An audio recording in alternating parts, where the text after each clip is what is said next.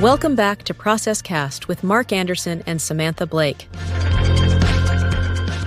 your go-to podcast for insights into business process management and the technologies transforming the way we work.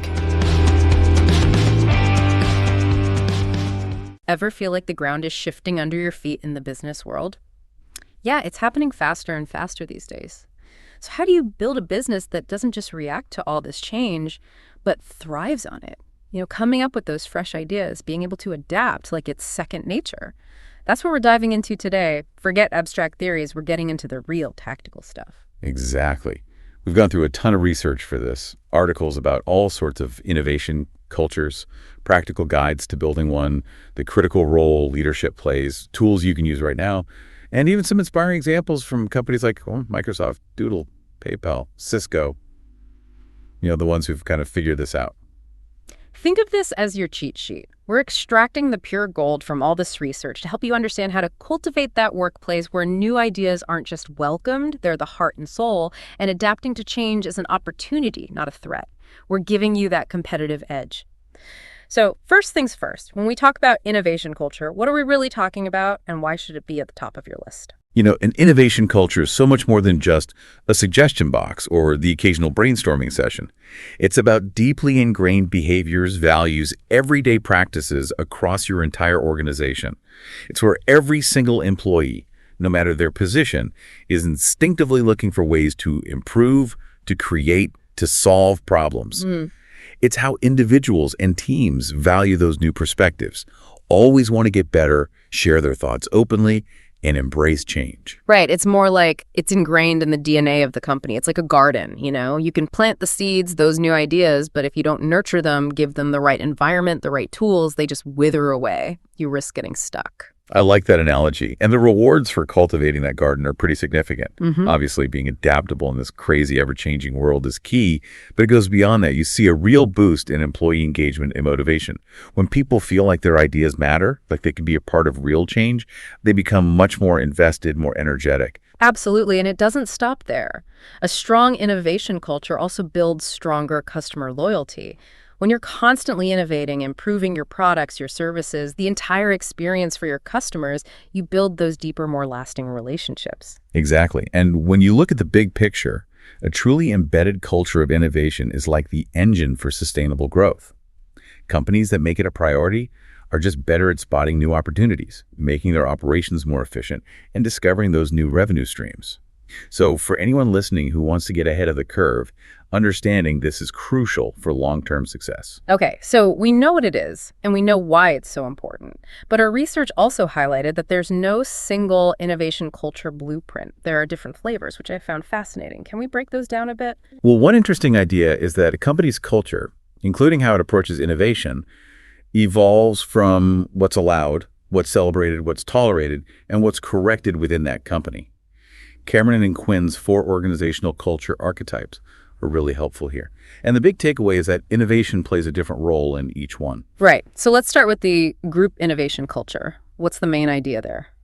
So with the group innovation culture, collaboration and the well-being of the team are the top priorities. Innovation really takes hold when it benefits both individuals and the group as a whole. Decisions are made inclusively, often through consensus, and there's a real focus on psychological safety. Mistakes are seen as learning experiences, as long as they don't, disrupt the harmony of the team.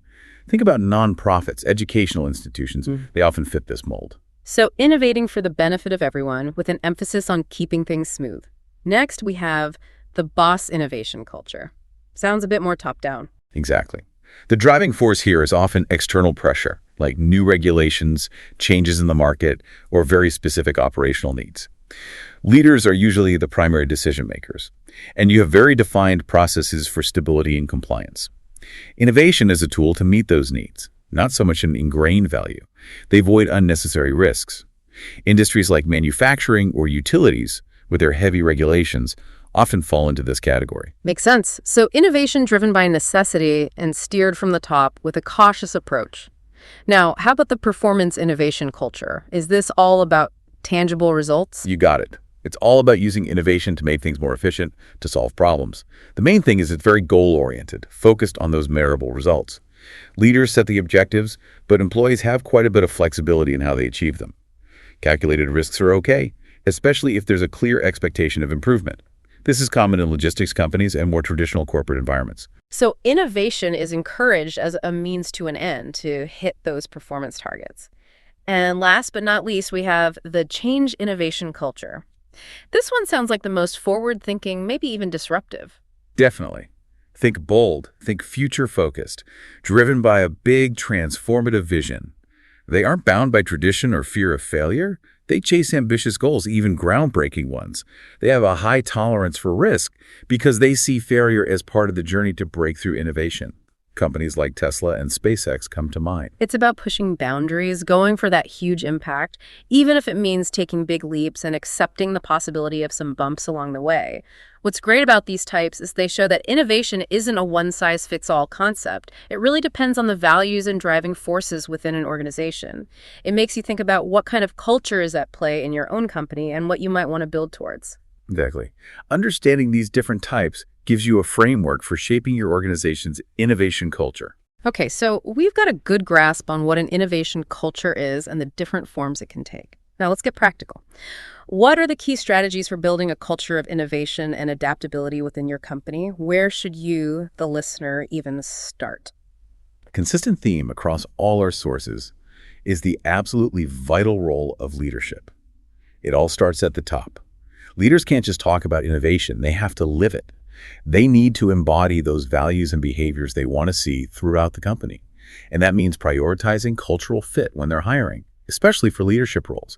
It's not just about skills and experience. It's about bringing in people who share those core values, people who are truly open to change and embrace collaboration. It makes sense. You can have all the right programs, but if leadership isn't on board, truly walking the walk, it's not going to stick. I notice a lot of emphasis on emotional intelligence and flexibility in hiring. Why are those so crucial for an innovation culture? Well, leaders with high emotional intelligence, they're just better at connecting with their teams, communicating those innovative ideas, and building strong relationships, which are so important for collaboration. And adaptability is key because innovation often involves navigating the unknown and dealing with unexpected challenges. Leaders who are flexible show everyone else that it's okay to adapt. Right. It sets the tone, gives everyone permission to be flexible. What other key strategies really jumped out at you? Diversity and inclusion were consistently emphasized. Diverse teams bring so much more to the table, different perspectives, experiences, approaches to problem solving, which all fuel creativity and thinking outside the box.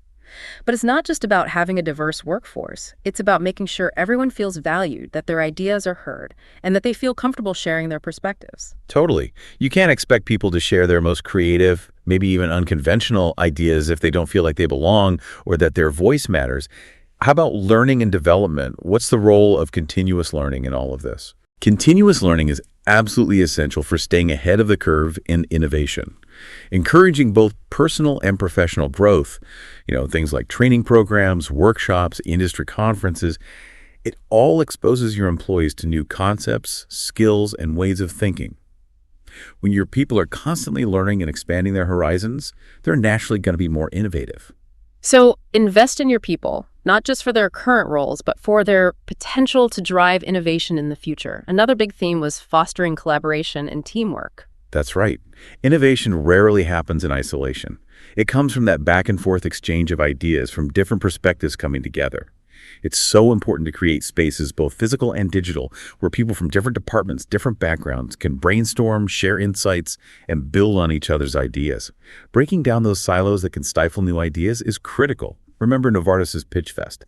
It's a perfect example of how bringing people together from all over can really accelerate innovation. Yeah, it's amazing what can happen when you connect people who might not normally interact. Now, what about empowering employees, giving them more autonomy? Empowering employees and giving them autonomy is crucial for unlocking that innovative potential.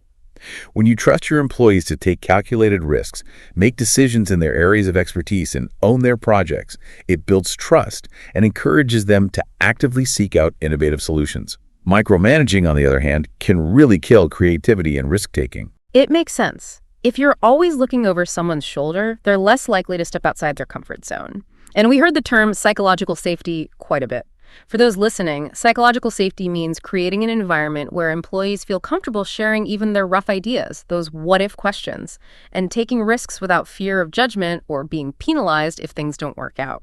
Google's research on high-performing teams consistently shows how important this is.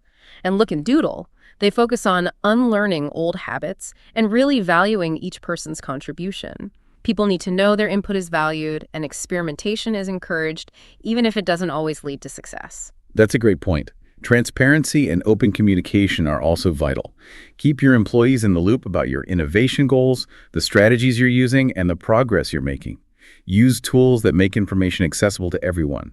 It creates a sense of shared purpose and ownership. Now, what about those organizational structures that can sometimes slow things down? I mean, bureaucracy, for example, can really stifle innovation. Absolutely. Too much red tape can create huge delays, missed opportunities, and just a general sense of inertia. It reinforces the status quo and makes it really hard for new ideas to gain traction.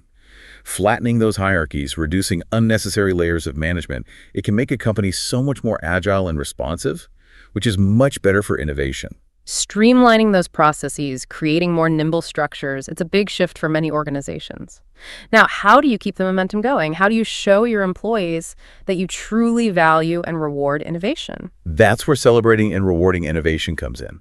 It's about recognizing the creative thinking behind those new ideas, as well as the successful implementation of those ideas. It can be anything from bonuses, promotions, public recognition, to simply sharing success stories. Of course, you need to balance celebration with accountability.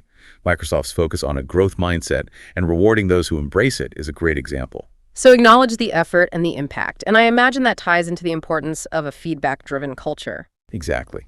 Encouraging open, constructive feedback at every level is so important for continually improving your innovation efforts.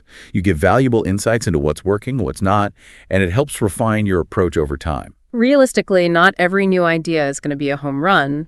How should companies deal with those inevitable setbacks? Creating a fail-friendly environment is crucial. It's about changing how you see failure, not as something negative or a reason to blame, but as an opportunity to learn. This encourages more risk-taking because people aren't afraid to make mistakes. Remember Microsoft inviting that YouTube influencer to talk about rejection.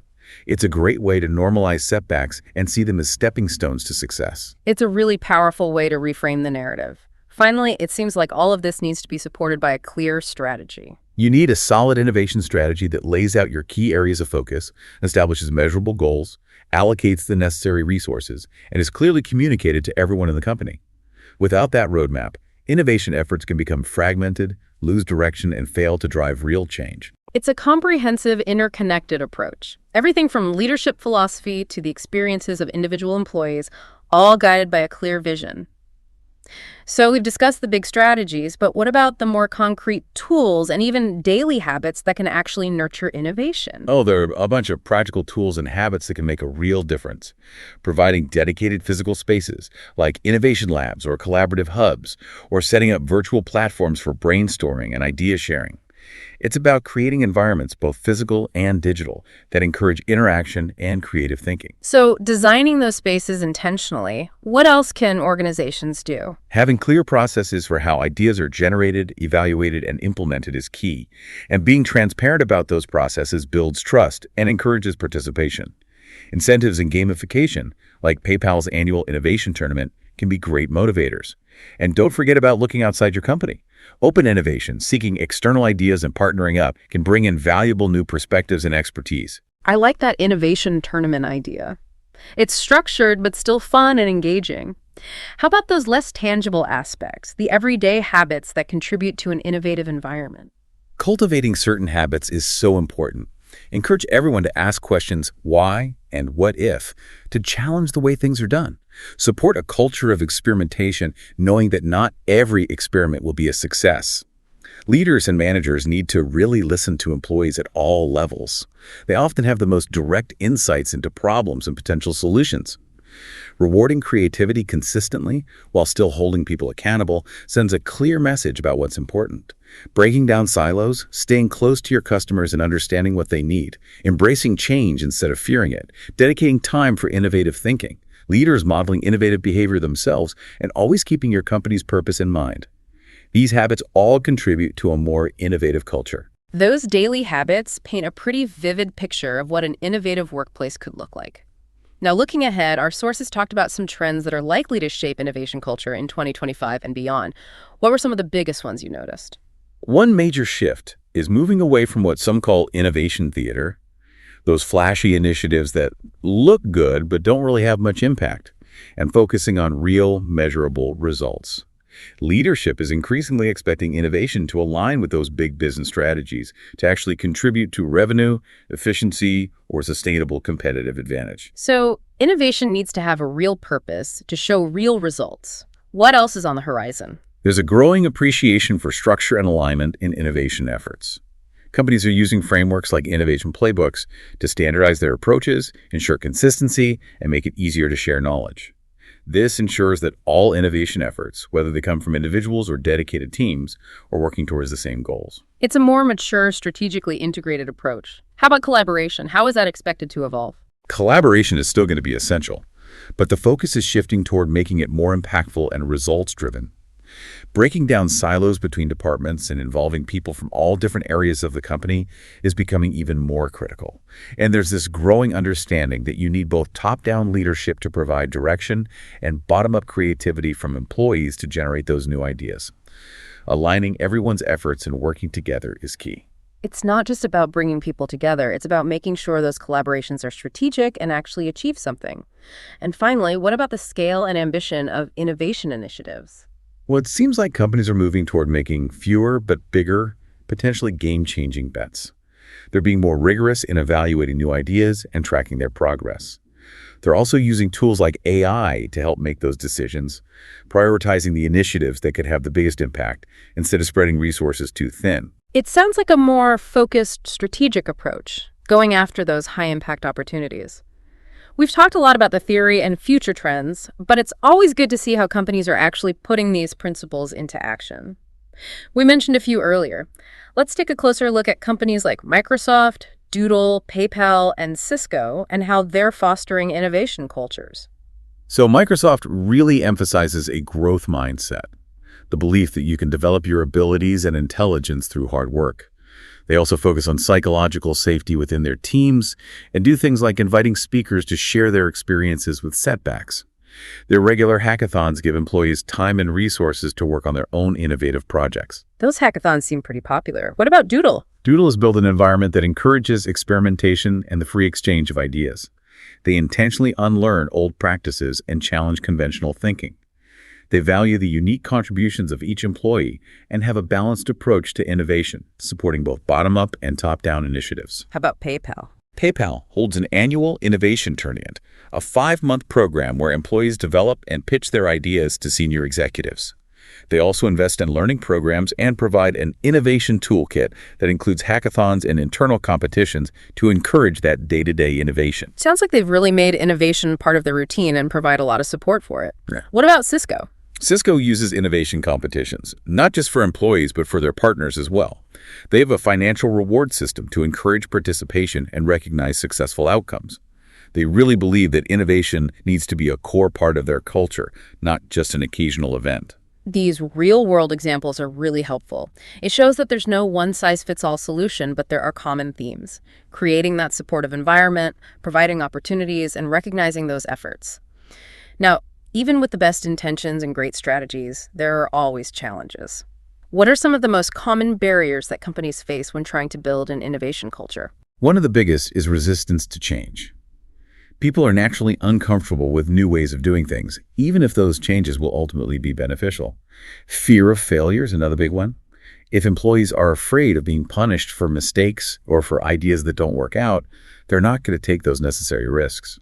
Siloed thinking, where departments don't share information or collaborate, can really hold back innovation. Yeah. And then there's the lack of resources. Not enough time for innovation projects, limited funding, or outdated technology. Those are all very real and common challenges. What did our sources suggest for overcoming them? For resistance to change, you need to communicate clearly and consistently about why the change is happening and what the benefits will be. Involve employees in the process and provide training and support to help them adjust. To address the fear of failure, build that psychologically safe environment we talked about, where mistakes are seen as learning opportunities, not reasons to punish. break down silos by encouraging transparency, cross-functional collaboration, and using technology to make communication easier. And when it comes to resources, prioritize innovation. Explore cost-effective solutions like open-source tools or partnerships, and even consider bringing in external talent. It sounds like a lot of it comes back to those core principles we discussed: communication, trust, collaboration, and embracing adaptability and learning. Absolutely. Overcoming these challenges requires a constant effort, reinforcing those behaviors and having leadership that champions innovation. This has been a really deep dive into innovation culture. We covered a lot: defining it, exploring the different types, outlining key strategies, discussing tools and habits, looking at future trends, analyzing real-world examples, and even addressing those common challenges. Yeah, we really got into it. And the key takeaway for you, the listener, is that building a strong innovation culture is a multifaceted, ongoing process. It needs commitment from leadership. It means empowering employees and valuing their contributions, creating that psychological safety, having clear processes, and being willing to embrace change and learn from both successes and failures. And in today's fast-paced business world, innovation needs to be strategic and deliver results. So as you think about everything we've talked about, consider the culture within your own organization. What's one small but significant step you can take this week, maybe even today, to foster a more innovative, adaptable environment? What kind of garden do you want to create for your team and your company's future? That's a great question to reflect on. Go back and look at the different innovation culture types we discussed and the strategies that stood out to you. Maybe revisit your company's values and think about how innovation fits into those beliefs. And we'd love to hear your thoughts on this deep dive. Based on what you found most helpful, we can definitely explore specific aspects of building an innovative culture in future episodes.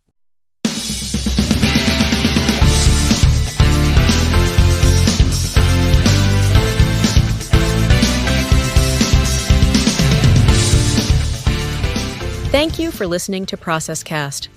This episode was brought to you by HEFLO, the BPM platform that empowers businesses to document, automate, and optimize their processes with AI. Experience the intelligence to simplify complex business processes and accelerate your growth with our complete management solution. Visit heflo.com to learn more.